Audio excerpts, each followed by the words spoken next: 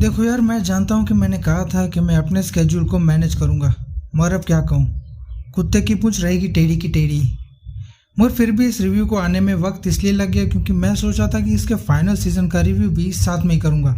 But as I was expected, final season एक साथ release नहीं हुआ और उसके एक एक एपिसोड वीकली रिलीज़ हो रहे हैं। और मुझ में इतनी पेशेंस नहीं है कि मैं हर वीक वेट कर पाऊँ।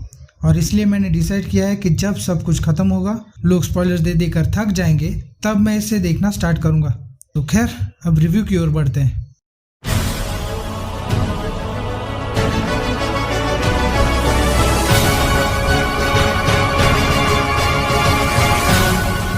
मैं पहले समझ नहीं पाया था कि ऐसा क्या है इसमें जिसकी वजह से ये पॉपुलर एनिमे की लिस्ट में सबसे पहले आता है।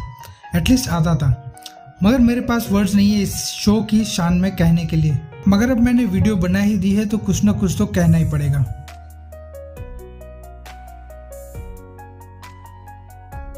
अब इस एनिमे में एक अलग ही दुनिया बताई गई है जिसमें इंसानों के साथ साथ टाइटन्स भी रहते हैं।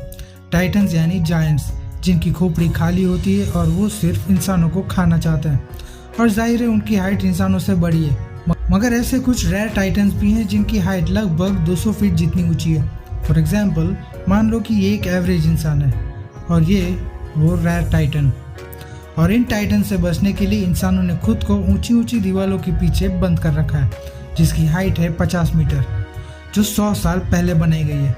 और इन बेवकूफ़ इंसानों को लगता है कि ये वॉल्स इनडिस्ट्रक्टेबल है, बट ये सच नहीं है। और ये आपको पहले एपिसोड में ही पता चल जाएगा, तो छुपाने वाली कोई बात ही नहीं है। पहले बात करते हैं इसके प्लस पॉइंट्स की, जो है इसका एनिमेशन। अटैक ऑन टाइटन की एनिमेशन स्टाइल बाकी एनिमे से कहीं ज़्यादा अलग है। अब ऐसा नहीं है कि मैं दुनिया भर की सारी एनिमेस देखकर बैठा हूँ। हो सकता है कि आपने इससे भी अच्छी एनिमेशन स्टाइल आपने देखी होगी, बट मैंने अब तक जो भी देखा है उन सब में से इसके एनिमेशन ज़्यादा अच्छे और कूल है, क्योंकि इसमें आप कह सकते हैं कि किसी तरह के एक डार्क थीम के साथ इसे दिखाया गया है, जिसे मुझे सबसे ज़्यादा इम्प्रेस किया है। अब इसे और अच्छे से समझा पाना मेरे लिए मुश्किल है, तो इसी से समझ जाओ। इसके फर्स्ट एपिसोड ने ही मुझे इतना इम्प्रेस कर दिया था कि मैं होप कर रहा था कि आगे भी इसी तरह की एनिमेशन स्टाइल देखने मिलेगी।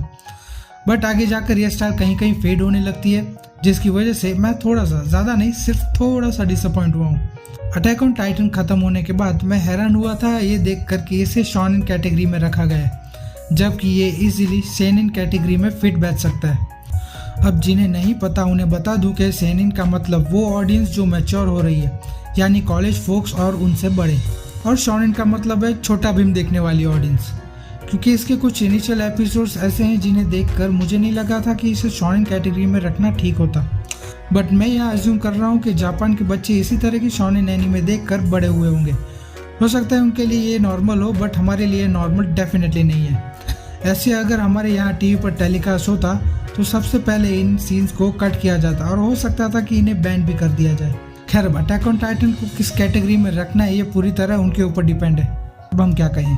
इसके सीजन 1 और सीजन 2 पूरी तरह से कॉन्सेंट्रेट करता है टाइटन्स के सामने इंसानों के सर्वाइवल्स के ऊपर, और सीजन 3 का फर्स्ट हाफ फोकस करता है इंसानों के इंटरनल डिस्प्यूट और पॉलिटिक्स पर, जिसे मैं इस सीरीज का सबसे बेहतर पार्ट मानता हूँ। क्योंकि सीजन 3 के फर्स्ट हाफ को जिस तरह से क्राफ्ट किया गया है, जिस लेवल की पॉलिटिक्स दिखाई गई है और जिस तरह का सस्पेंस बना कर रखा गया है, हालांकि मुझे पॉलिटिक्स में ज़रा भी दिलचस्पी नहीं है, मगर फिर भी मुझे इसकी स्टोरी बहुत पसंद आई है और मैंने एंजॉय भी खूब किया है। और सीजन 3 का सेकेंड हाफ तो और भी मज़ेदार है, क्योंकि सीजन 3 के सेकेंड हाफ में जो स्टोरी अनफोल्ड होती है उसे मोस्ट प्रॉब्ली हमारे दिमाग में चल रहे सारे सवालों के जवाब मिल जाते हैं। और सीजन 3 के बाद आप समझ ही नहीं पाएंगे कि आप किसे सपोर्ट करेंगे, हीरो को या विलन को। अटैक ऑन टाइटन के शुरू करने के साथ ही बहुत सारे कैरेक्टर को एक साथ इंट्रोड्यूस कराया गया है। हालांकि ये एक बहुत अच्छी बात है कि स्टोरी को सिर्फ कुछ कैरेक्टर्स तक सीमित नहीं रखा गया है, मगर फिर यहाँ प्रॉब्लम ये हो जाती है कि एक साथ इतने सारे कैरेक्टर्स को फॉलो कर पाना बहुत मुश्किल है। और इस सीरीज की एक और बात है जो मुझे ठीक नहीं लगी, वो है कि जब आगे चलकर आपको ये लगेगा कि अब आप सारे कैरेक्टर्स को समझ गए हैं और जान गए हैं, तब उनकी थोड़ी बहुत बैक स्टोरी दिखाकर उनका पत्ता साफ कर दिया जाता है, तो मुझे बुरा लगा। क्योंकि एक बार कैरेक्टर्स के साथ आपकी बॉन्डिंग हो जाती है तो फिर आप नहीं चाहेंगे कि उस कैरेक्टर के साथ कुछ गलत हो।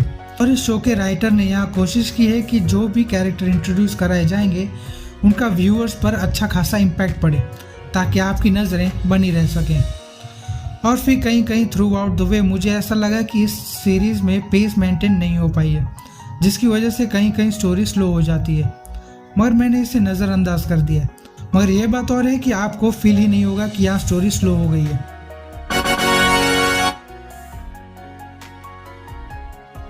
जब मैंने अटैक ऑन टाइटन देखना स्टार्ट किया था तब मेरी ज़ीरो एक्सपेक्टेशंस थी, क्योंकि मैंने इसका ना ही ट्रेलर्स देखे और ना ही इसकी स्टोरी पढ़ी, और शायद यही वजह होगी कि मुझे ये शो पसंद आया। आपको अटैक ऑन टाइटन को क्रिटिसाइज करने के लिए ज़्यादा कुछ नहीं मिलेगा, क्योंकि ये सीरीज़ एक्शन, एनिमेशन, स्टोरी और कैरेक्टर बिल्डिंग सब में बेहतर है।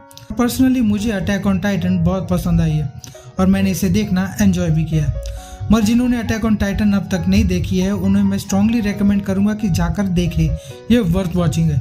और मुझे उम्मीद है कि आपकी चाहे जो एक्सपेक्टेशंस हो इस शो को लेकर आप निराश नहीं होंगे। और इन केस आप में से अभी भी कोई कन्विंस नहीं हुए हैं मेरे रिव्यू से, तो ज़रा इसे देख लें। हो सकता है कि इस शो की IMDb रेटिंग आपका पॉइंट ऑफ व्यू चेंज कर दे। और रही बात सीजन 3 की, तो वो मेरे एपिसोड्स के रिलीज होने के बाद एक साथ ही देखूंगा। और एक आखिरी बात, अगर आपके पास कोई सजेशन है मेरे वीडियोस के बारे में या फिर मुझे कोई एनीमे रेकमेंड करना चाहते हैं तो नीचे कमेंट कर देना, मुझे अच्छा लगेगा। तो दोस्तों, अगर आपको वीडियो पसंद आई तो लाइक कर देना, नहीं पसंद आई तो डिसलाइक कर देना, चलेगा। मगर आप मेरी अपकमिंग वीडियोस मिस नहीं करना चाहते तो सब्सक्राइब कर देना। तो दोस्तों, आज के लिए बस इतना ही, तब तक के लिए सायोनारा।